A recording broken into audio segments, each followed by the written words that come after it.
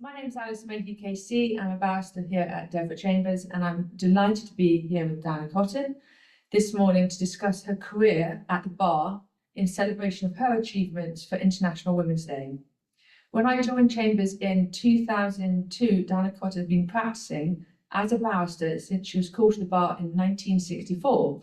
She was a considerable presence in Chambers and a leading light for younger women like me joining the bar. So let me run through a quick history of Diana's career at the bar, if you allow me to do that. She joined Devereux as it then was called 10 King's Bench Walk, and she had common law practice before moving into personal injury work.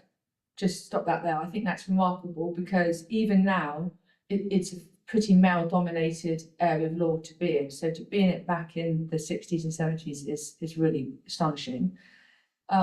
She took silk in 1983, and I think you were the 23rd? So they tell me. 23rd woman to take silk in England and Wales. Again, just putting a stop there and acknowledging how incredible that is. The first woman took silk in 1949, and in the first 50 years, so from 1949 to 1998, only 96 women took silk. So that's under 2 a year. So number 23 is just an amazing accomplishment. In 1982, Diana became a recorder. She was approved to sit as a Deputy High Court Judge in 1983. In 1989, she was appointed to the Criminal Injuries Compensation Board, and she's had actually so many appointments that we could do the whole of the 10 minutes talking about what Diana's achieved. So rather than do that, I'm going to point out the other huge achievement, which is she did all of this whilst having 3 children. At a time when work-life balance, childcare, all of that was a very, very different kettle of fish to what it is now. So that is an introduction, and I have lots and lots of questions. But the first one I'd really like to know is, like, what brought you to the bar, and how did you come to this at Chambers? Well, I came to the bar because when I was at school, we had a form mistress at one stage who took an interest in careers. There was no such thing as a careers teacher in those days. And she had various pamphlets and literature about various careers. One was about being a barrister, one was about being a solicitor. So I said, oh, I like the sound of that, I'll be a barrister. Oh no dear, women can't be barristers. If you want to do the law, you must be a solicitor. Oh, all right. Well, I don't like the sound of that. I'll do something else. Anyway, when I was in the sixth form, I came back to it and I thought, I like the sound of that. I'll be a barrister. How I came to these chambers, well, that was pretty fortuitous. I had no contacts at the bar whatsoever, or indeed in the law at all. A neighbour introduced me to a solicitor who was then in Essex Street, now a barrister's set of chambers, but in those days they were solicitors. I went to see him. He said, well, I don't know anything about women at the bar, but I've got a partner who does. And he came in and he said, oh, well, I know this woman called Jean Graham Paul. Now, Jean Graham Paul at that stage was a junior barrister. She eventually became a stipendiary magistrate, and then in due course she became a circuit judge, but that was years down the line.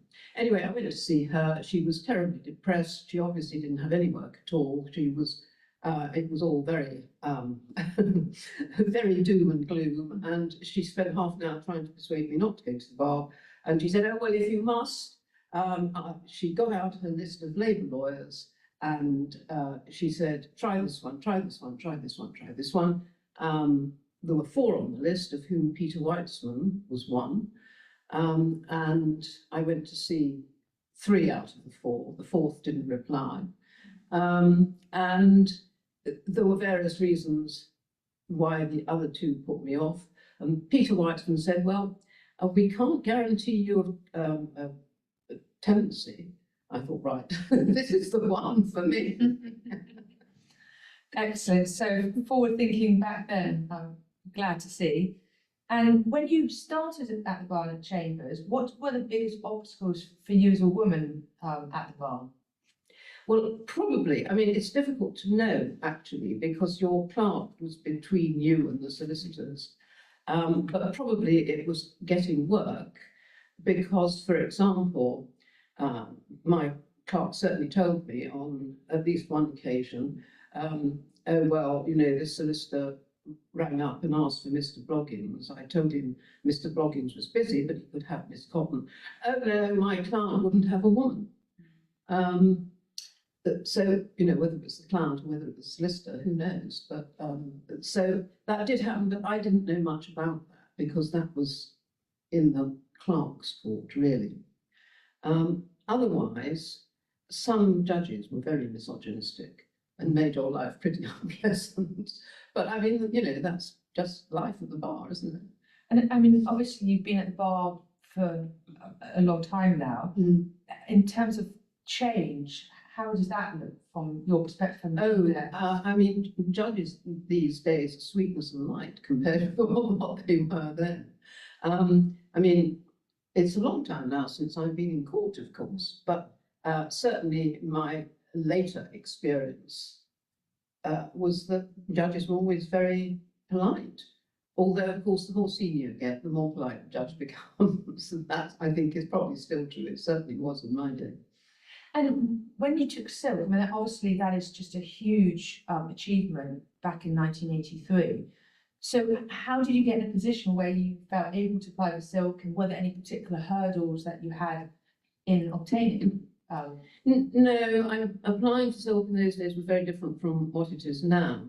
You simply had to put in an application and you had to get a sponsor. And so I got a sponsor who was a High Court judge who I'd appeared in front of a few times, you know. Basically, I applied for silk when I thought that my practice warranted it, and my clerk said, yes, why don't you? So I applied. I didn't get it, and I applied again the next year, and I got it. Mm. And when you had your ceremony, were you the only female silk there? Was there anyone else? No, I think there was at least one other, but I've no idea who it was. Yeah. And as I said at the outset, you did all of that whilst having 3 children. So be really interested to know how you did that, how you balanced your career, and your family life. Well, I always had a live-in nanny, which was very helpful because it meant when I went away to work, which I did. I mean, I didn't spend weeks at a time away, but I would be away overnight sometimes. And because my husband also had to go away for his work sometimes, there could be times when we were both away at the same time. It didn't actually happen very often, but it was possible, and it did happen occasionally. So it was very important to have somebody who was living in, which we did. I think it was probably easier, in a way, to get nannies then than it is now. But only we're lucky with our nannies. And you know, that's just the way you work it, really. I mean, the interesting thing, though, of course, in relation to now, is that now you have maternity leave. There wasn't such a thing as maternity leave when I had my babies. And so the first time round, I was really quite worried that if I was off for more than 3 months, there wouldn't be a place for me to come back to in Chambers, that they wouldn't have me back. I mean, I think he would have done actually, but that was the worry. So anyway, each time I had a baby, I had 3 months off, and that was it. Yes, things fortunately, I'm glad to say, have significantly changed. And there's obviously a huge amount of support, not just within Chambers, but at the bar.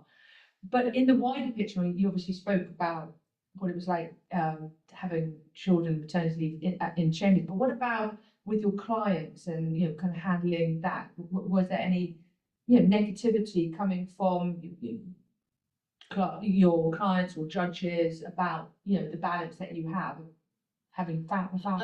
Well, not that I was aware of. I mean, as I say, my clerk was very much between me and the client, so that if the clients made disparaging remarks to the clerk, I wouldn't have known about it. judges, I think, didn't feel that they were in a position to comment, really. I mean, there was, I think it was with my last one, I had to go to the Court of Appeal when I was very heavily pregnant. But nobody said anything. I mean, you know, it was all perfectly civilized. And what about your sort of male counterparts? And you were obviously, the bar then was very male dominated. You know, obviously there were some women, but not huge numbers. How did that feel for you? Kind of, you were breaking boundaries throughout your career. So how did that feel? Like, what were any particular experiences that stick in your mind, or anything you want to share with us about what that was like? Well, when I came to the bar, I knew that this was a male-dominated profession. So that's what I bought into. So I expected it to be a male-dominated profession, and I expected men not to be necessarily very welcoming. But in Chambers, I never came up against any prejudice at all. I mean, the people in Chambers were always perfectly nice and helpful, and, you know, just as you would expect them to be now. That didn't necessarily apply to other men, but if you were against them in a case, well, you were against them in the case, you know. So, I was never subjected to abuse or anything like that. I mean, I think on the whole they were all too well brought up to go in for that sort of thing. But I mean, certainly, the were misogynists. As I said before, the place that you saw it was with the judges, because there were some judges who were misogynistic, and they definitely were rather unpleasant to you for no good reason, and presumably just because you were a woman. Yeah. So looking back and reflecting on your career, what advice would you give to young women who are considering a career at the bar now? Well, it's like one of our ex-colleagues from Chambers always used to say, well, it's better than a proper job any day. And I agree with that. It is better than a proper job any day. And if that's what you want to do, then you must go for it. Although I would say that you don't really know whether you're going to enjoy being a barrister until you actually do it. I mean, I had this idea, it would be nice to be a barrister. I thought that's what I was going to do. I loved it, but I might have hated it, you know, who knows? Yes. And I don't think you can tell, really, until you do it. But if that's what you want to do, then go for it. One of the questions I'm often asked about is how you balance having children with the bar. And I always say, well, actually, it's wonderful because you're self-employed, Yes. therefore you can, particularly now, it's easier to say, I'm going to have this time off to go and see a performance, or I'm going to have Yes. half terms off, things like that. Yes. So I know things have moved on considerably since obviously when you had your children, but just in relation to that and kind of reflecting on that work-life balance of family, any thoughts that you want to share about that as well?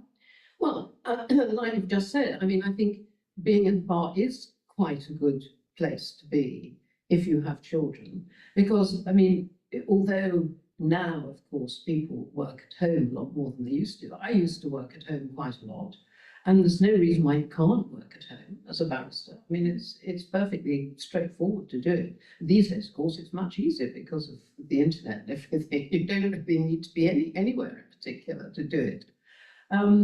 And so, yes, I mean, I used to take time off to go and see the children in a play, or half term we would go away, and things like that. And of course, legal terms also fit in with school holidays. I think probably legal terms mean much less now than they used to, but I mean, even now in the summer, the High Court doesn't sit as much as it normally does during the summer holidays. So everybody tends to go away during the school summer holidays. So, you know, that's easy, really.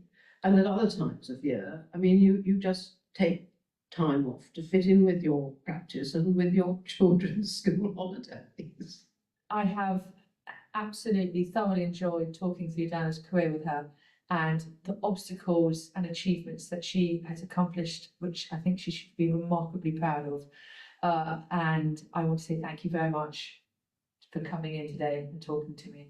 So Thank you. thank you.